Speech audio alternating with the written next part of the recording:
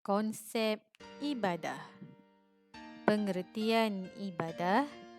Dalil menuntut kita beribadah. Bahagian ibadah. Ciri-ciri ibadah. Faedah ibadah. Apakah erti ibadah?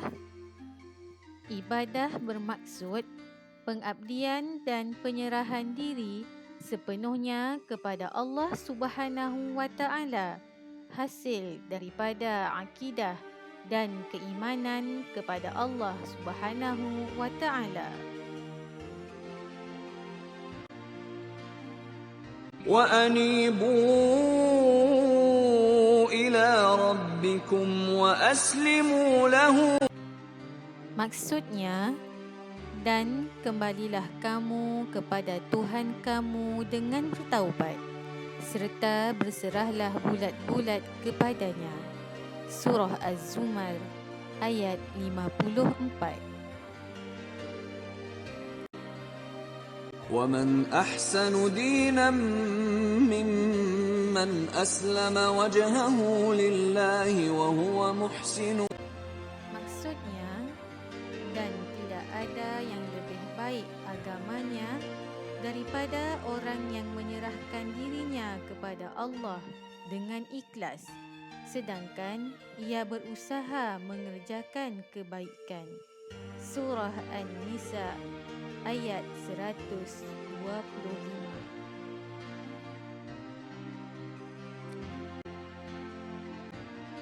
Pemahaman terhadap ibadah merangkumi dua perkara berikut.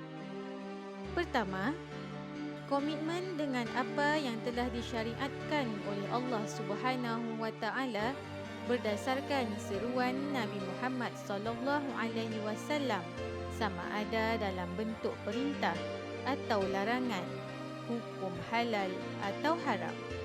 Kedua, komitmen ibadah yang lahir daripada hati yang cintakan Allah Subhanahu wa Ta'ala.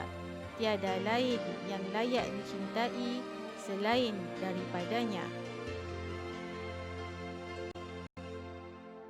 يَا أَيُّهَا النَّاسُ اعْبُدُوا رَبَّكُمُ الَّذِي خَلَقَكُمْ وَالَّذِينَ مِنْ قَبْلِكُمْ لَعَلَّكُمْ تَتَّقُونَ.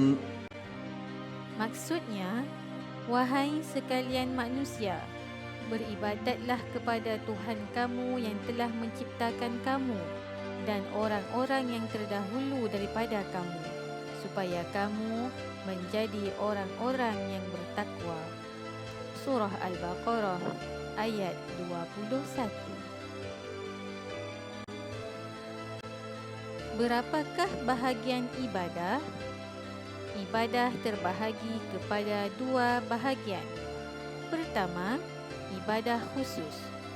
Ibadah khusus merupakan sekumpulan perintah yang wajib dilakukan sebagaimana yang terkandung dalam rukun Islam, iaitu solat, puasa, zakat dan menunaikan haji serta perkara-perkara yang sunat.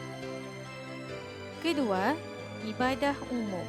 Ibadah umum ialah segala perkara atau pekerjaan yang baik semata-mata untuk mencari keredaan Allah Subhanahu wa Ta'ala, seperti bekerja, belajar, tolong-menolong, menghormati ibu bapa, keluarga dan jiran tetangga.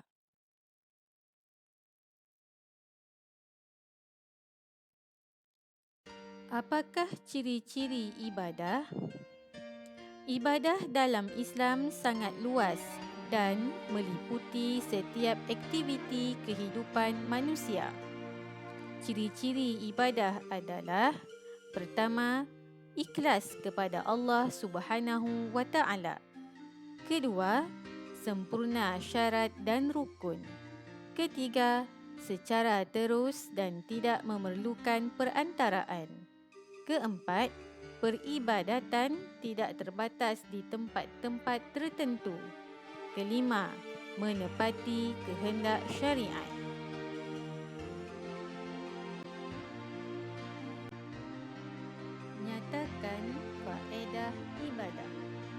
Faedah melakukan ibadah ialah: pertama, mendekatkan diri kepada Allah Subhanahu wa Ta'ala.